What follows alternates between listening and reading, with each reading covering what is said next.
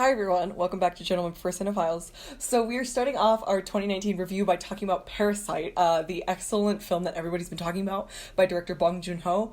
It is so good, it is excellent, it is one of the best films for sure of last year, and one of the best films I think of the decade for sure. It was an excellent look at class commentary. It was really interesting because I haven't been really exposed to the Korean New Wave genre that much, and so seeing this film was really, really interesting to me because I think I really love the class commentary in it. That's a really, really large standout, but I also love all the different elements of it. I think Parasite is a very full film in that it uses every single part of the cinematic language, the mise-en-scène, the narrative, the dialogue, all of it to kind of really make its point, and I really, really like it. So today we're going to be talking a little bit on the analysis end of Parasite, analysis / review kind of thing.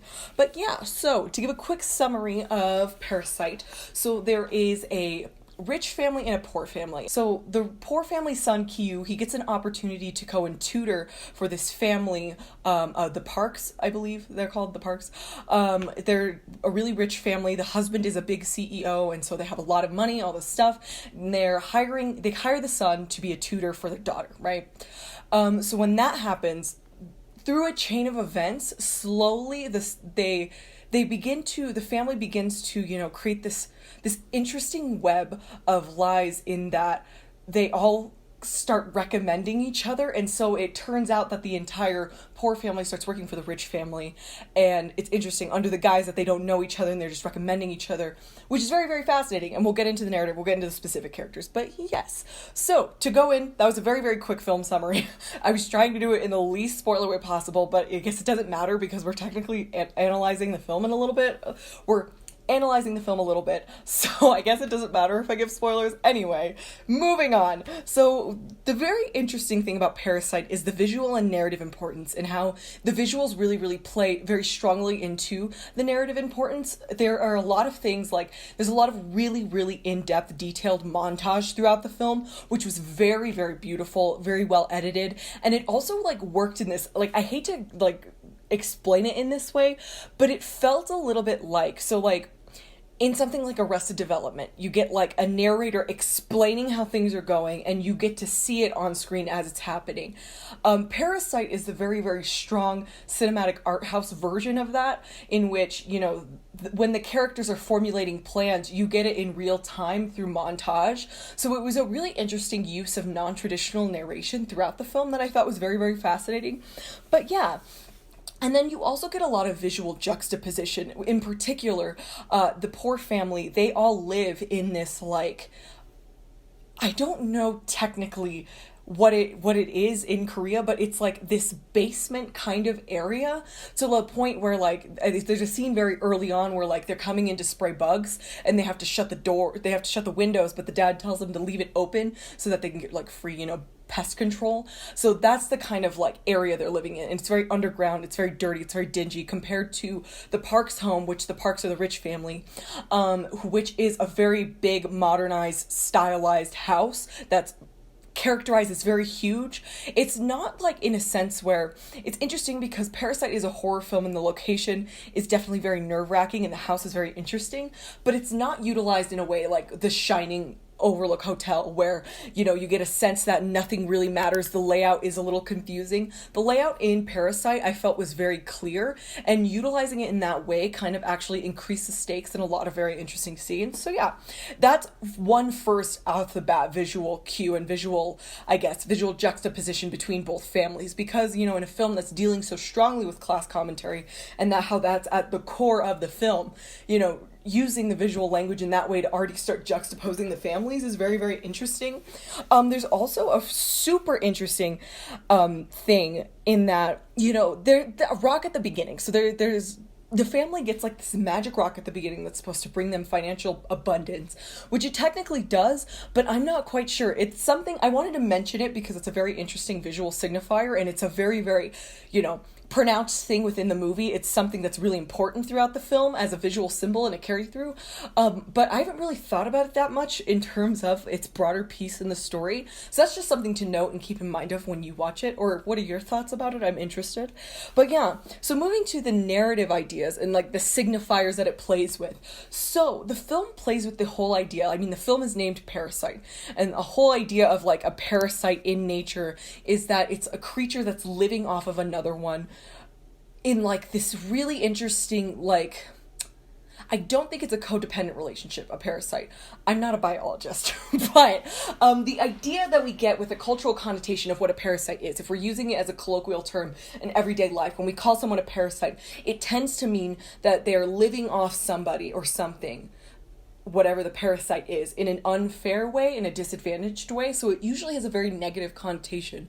But I felt it was very interesting how the film played with our perception of what a parasite was throughout the narrative, because I don't think, or at least from my reading of the film, I don't think parasite is used as an all negative for sure. Like 100%. There's this very, very strong, like throughout the narrative, you know, the poor are living off of the rich, and the rich are none the wiser to it. And it's not like a traditional parasite relationship. And also, it really confronts, like, what is our idea of a parasite? Like, why do we call underclass and the lower class parasites in a way when there's really no way in which they can properly take care of themselves, and we've put them in a socially disadvantaged situation. So that's a really interesting play off of Parasite, because also looking at the idea of Parasite, you get a very strong distinction between the adults in the film, like Key Tech, Mr. Park, Miss Park, and then the wife of the poor family. I'm completely spacing on her name.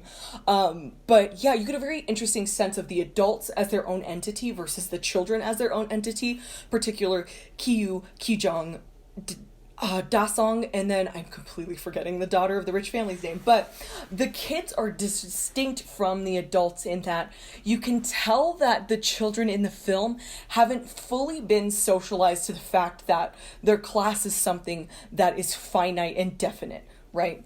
And you get that strong sense not only in somebody like, you know, when you look at Dasong, he has a very, very solid perception of everything that's going on, because as a child he's able to look at the situation without the stigmatized lens and the socialized lens, because he hasn't fully been socialized to believe in this whole idea of class structure yet, which was very, very fascinating. Or even fully Kiyu when he gets to the end of the film, and, you know, spoiler alert, so what happens is, I'm getting very ahead of myself right now.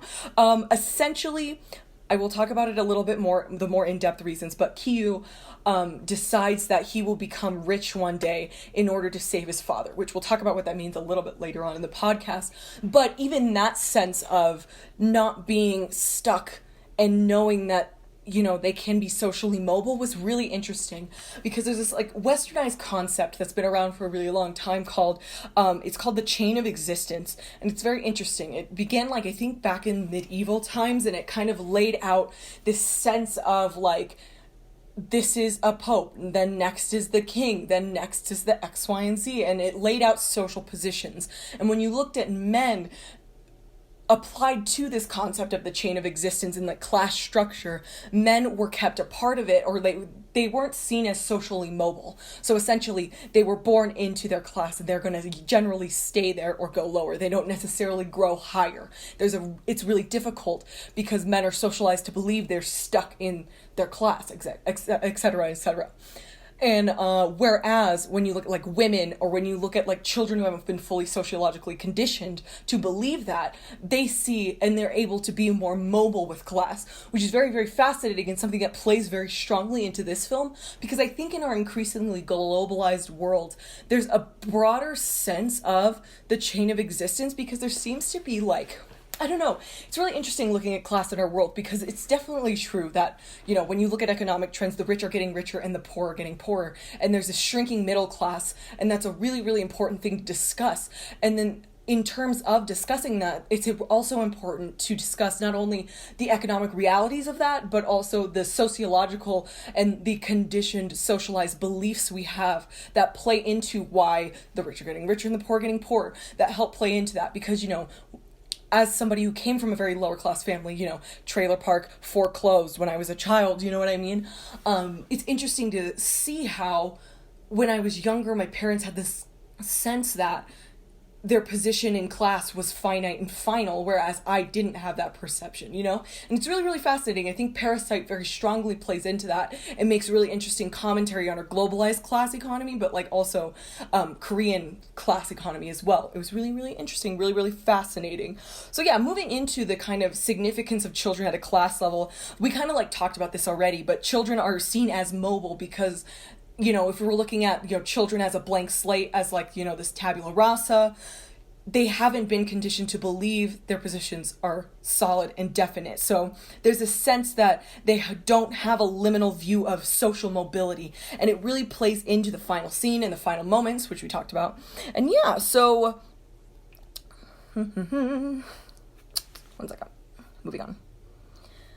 I also thought, so to kind of move on to another really interesting element, so we already talked about some visual juxtaposition in terms of setting and where the families are, but it's also really interesting how the families are set up because they just directly juxtapose each other. There's Ki Tek, and then there's Mr. Park, there's Miss Park, and then there's the mother of the poor family, there's Ki Yu and Da Song, there's Ki Jong, and I don't know who Ki Jong, and then the daughter of the rich family. My bad. I'm completely forgetting her name. I'm sorry. And then there's this kind of liminal character in the maid that has been with the house that the Parks live in for a really, really long time. So that's very, very fascinating. We'll get into that in a minute. But looking at the mothers in relation to each other, there's this really interesting twist on the matron archetype, and looking at the whole idea of what is a mother depending on class, you know what I mean? Because, when you look at Ki Tek and his wife, they're a team and they both work for the broader whole of the entire family. Whereas when you look at the rich family, Mr. Park and Miss Park operate as separate unities. And even it's brought up, I think Ki Tek even asks Mr. Park if he loves his wife, and there's this whole exchange on that. And Mr. Park pretty much responds with, well, we call it love. She's really bad at cooking, she's really bad at cleaning, she's bad at doing anything a wife does, but since they're rich, since they have this, other character of a maid to do all those matronly duties, the wife serves a different function for the upper class, which is very, very fascinating. This is this kind of play off of the trophy wife. The wife gets she's a huge point of humor in the entire film, and she kind of gets a bad rap, and I feel really bad, because she's kind of I won't say the butt of the joke, because I think that's a little bit more negative than it is, but she's definitely the joke in a lot of scenes, because she's very naive, she's very non-empowered, and the film plays very strongly with that, looking at upper class women, so yeah. Then looking at the two fathers, the whole father situation is very, very interesting, and it's something we'll get into a lot when we talk about the whole idea of opulence in a little bit. But the fathers are very interesting in how they showcase a man's response to class conflicts, because class is a very demasculating thing for a man, especially for a lower class man, especially because we see men as providers and X, Y, and Z, and the way Ki Tek and Mr. Park are, the way they're juxtaposed is very, very fascinating and deals very strongly in that, but we'll talk about that in a minute. But yeah. So then next you have, I think in a lot of ways, I know I said earlier that Da Song and then Ki Yu both juxtapose each other, but I think in another way you could argue that Ki Jong, the daughter, and Da Song, the son of the poor family, they both juxtapose each other in a lot stronger of a way, because I think in a lot of ways, I'd have to watch the film a second time, I've only seen it once, but my first viewing of it, I saw that the two most intelligent characters and the two characters that were the most checked in and clued into the situations and what was happening were Da Song and Ki Jong. Because, Ki Jong is, by all means, a very strong mastermind in the poor family's plan to so the poor family, they have this plan because the son, Ki Yu, he gets a job tutoring the Park's daughter. And so if he finds out that Da Song, the son of the rich family, is an artist, and they would be interested in art, an art tutor, I believe. I think it's an art tutor. But so they set up the scenario in which the sister Ki Jong isn't Ki Yu's sister. she's an art therapist, in quotations. And so they kind of continue this chain, and then their dad, Key Tech, becomes, he's not our dad, he's the driver. And then the mom is a maid. And so the family kind of, I don't want to say infest because it's a negative term, but, the film plays with the whole idea of parasite and infestation and things like that. So the family kind of slowly becomes a part of all of the park's day-to-day lives, and the parks end up paying everyone in the family. And then, they don't know it's the whole family. They think it's completely different people. But, the poor family creates this scenario in which they're all working for the rich family. Does that make sense? I hope that makes sense. So when you look at that plan, I think in a lot of ways is fully orchestrated by Ki Jong and works as a result of her putting in the effort and the work for it. She forges documents. She's the kind of the ringleader in that she's the one who lays out, this is how this is going to happen. And I felt that was really interesting, especially when you look at the rich family's son, Da Song, who's a very, very young child. And it's interesting because the young child, he notices as it goes along, he notices particularly that the family smells the same. So all the people coming in, they all smell the same. And he's confused at that. Also, he also is aware, so with Parasite, with the house, to give another plot detail, the house that the family is in, right, it's created by this big, this big architect, and the maid that is with the rich family at the beginning of the film, she's been there since the architect's been there.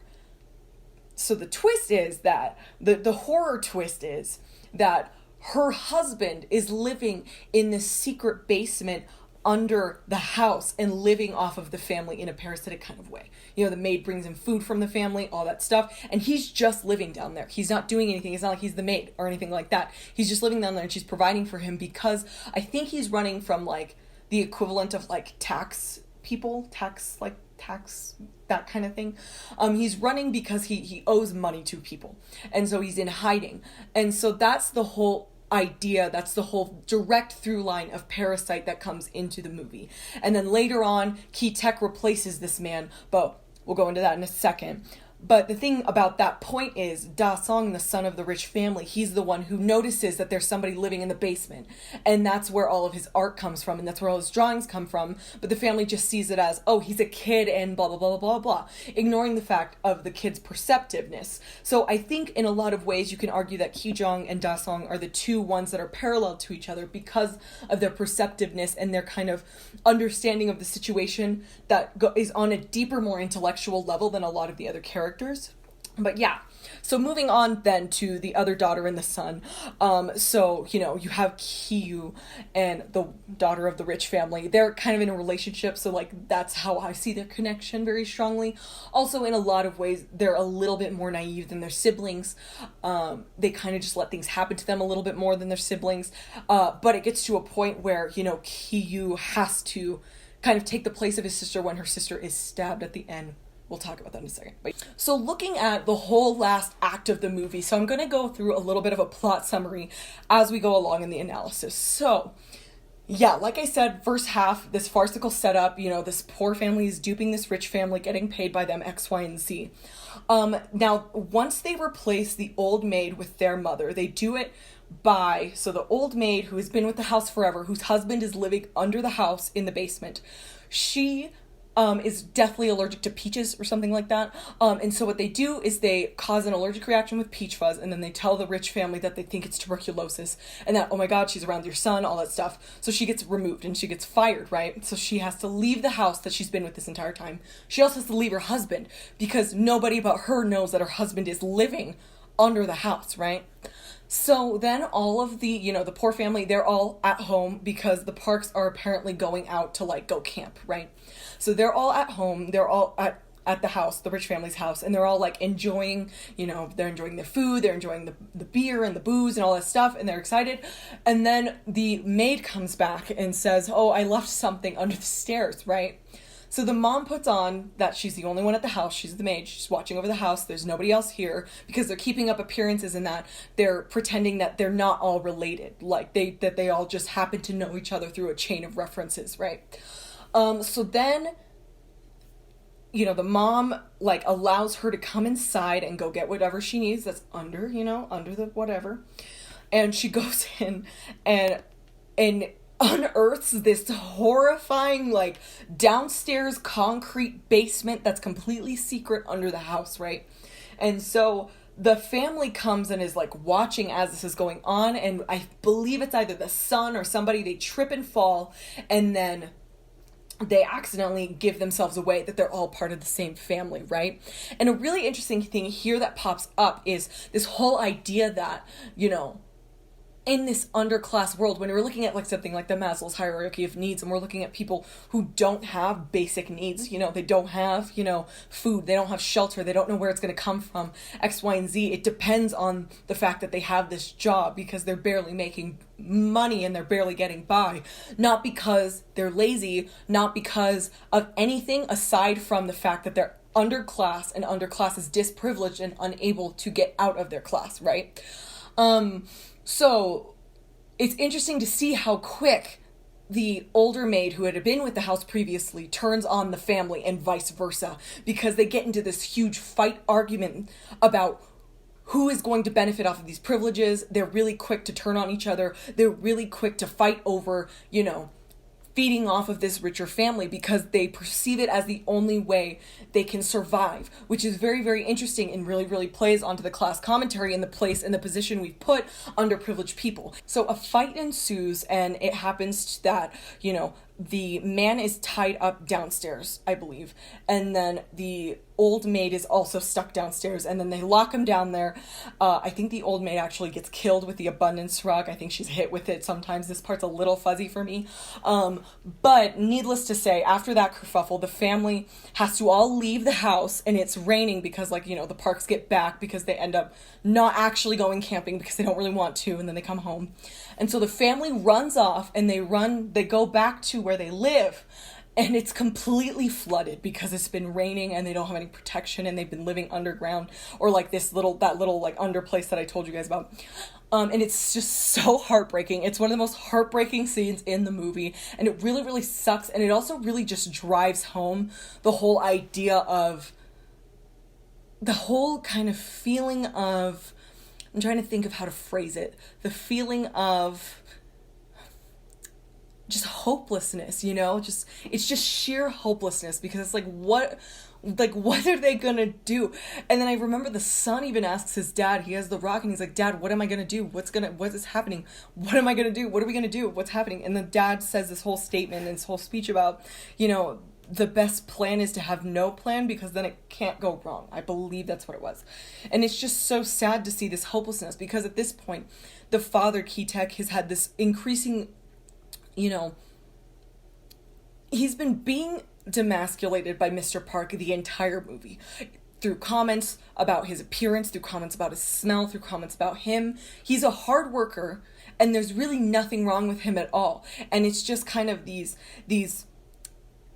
aesthetic complaints that Mr. Park is placing on Keatek that have nothing to do with who Keatek is. It has to do with his class. So it is really strong commentary on, and seeing, Keatek beat down to the point where he's like, I don't have a plan. I don't know what we're going to do.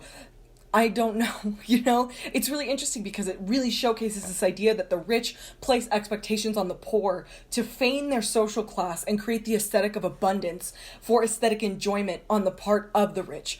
Something as simple as the smell is what bothers, Mr. Park about Keatek. It's not that, he's a bad worker. It's not that he's a bad person. It's not that he's not happy. It's not that he's not nice. It's that he smells bad. And so little things like that, so privileges the rich have that they don't realize the poor don't have, it creates this very interesting and sad expectation on the poor, right? And so, Keatek gets to this place where there's this father versus father demasculation. And so Keatek is in a place where he can't provide for his family. His family has to be in this situation. And I think in a lot of ways he perceives the situation as his fault because he can't take care of his family in the same way as Mr. Park. And so the next day, the entire family is invited to Da Song, the rich son's I think it's his birthday party. And so it's his birthday party, all this stuff, and then the two fathers are like, okay, you know, we're gonna go and like pretend to get him and all this stuff. But there's a lot of whole kerfufflery that goes on, and you know, I'm still a little fuzzy on the details. I've only seen the movie once. I haven't been able to see it again because it's like a theatrical release and it's not technically running right now. It's going to start running it. Anyway, aside from my excuses, I'm going to explain it as best as I can. Go on the Wikipedia if you're confused.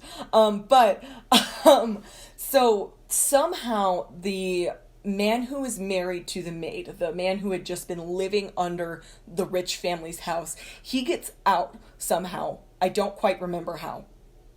But he gets out, he grabs a knife, and as they're all like partying and doing their stuff for the son, Da Song, he sees the daughter, Ki Jong, and he goes for her and stabs her. And then there's just a whole... It's very interesting because, like, the film gets to this boiling point of tension, and really the only moment of overt horror is this moment at the end when, like, everything is just erupts into chaos.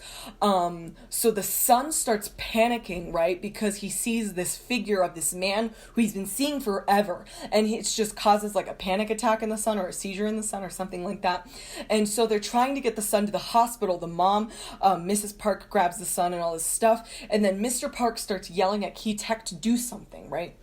And so he keeps yelling at him and yelling at him and yelling at him and yelling at him and yelling at him, and it gets to a point where the father is just so clouded over in this sense of shame around nothing that has to do with him. It has to do with who he is, his class, how poor he is, how much he can't provide for his family, all this stuff.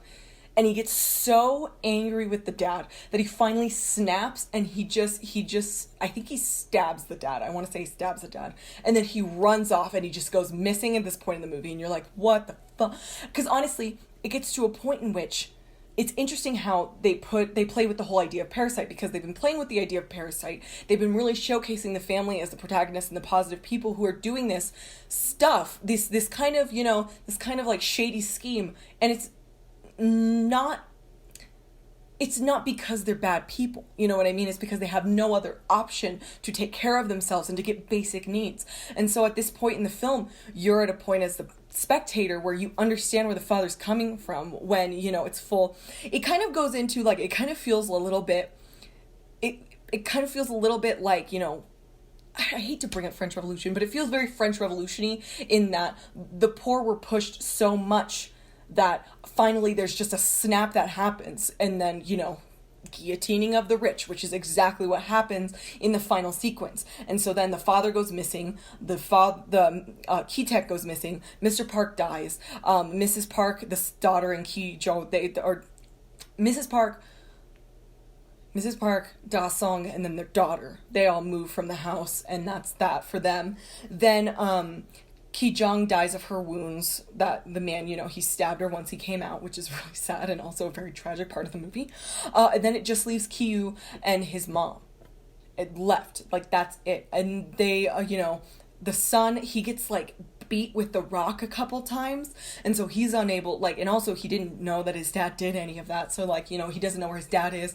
The dad's not collaborating with anybody because the dad went under the house where the old maid's husband was and just starts to live in there. And every night he starts to do Morse code with the light to send messages to his son. He doesn't know if his son is even going to receive the messages or not, but he just keeps doing it to his son. His son happens to find it. And I don't know if the end of the film is fantasy or reality. We'll talk about that. But it also points to, when we talked about like Da Song and Ki Jong being the two that kind of have heightened understanding, I also forgot to mention the other man who was living under the stairs, the old maid's husband. He had also been doing the Morse code, and Da Song was able to see the Morse code and start decoding it. So that's another point for the Da Song point that I made earlier.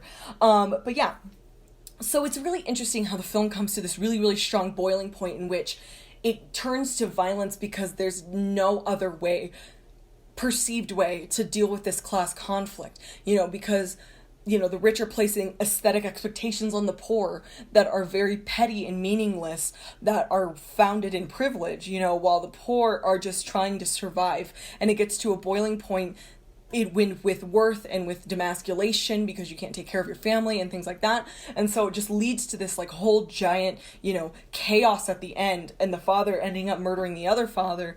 And then it turns out that the father has to live under the stairs until his son happens to see his message, decode his message, and buy the house one day in the future. Because that's the film ends on I'm going to say it's positive, but like I said, I don't know if I think it's fantasy or reality. I think I'd have to watch the film again or like kind of discuss it out with some people. So the film ends with Kiyu and his mother going and buying the house and letting his father out. And it's crazy. It's such a good film. It's a wild ride. It's an emotional roller coaster. And that is my short analysis of Parasite. Excellently done. Go watch it when it comes back to theaters, or if you're in a place where it's already showing, go watch it. But yeah, so that was Parasite. It was one of the best films of last year. Class conflict was the one core of the film, so that was what I wanted to talk about. And yes, thank you all so much. Next up for the weekly shows will be The Lighthouse on Thursday, and then Friday we have another horror film episode. Saturday we have a Saturday show, and then we pick up again next week with Uncut Gems and Bombshell. So thank you all so much for watching. I really appreciate it, and bye.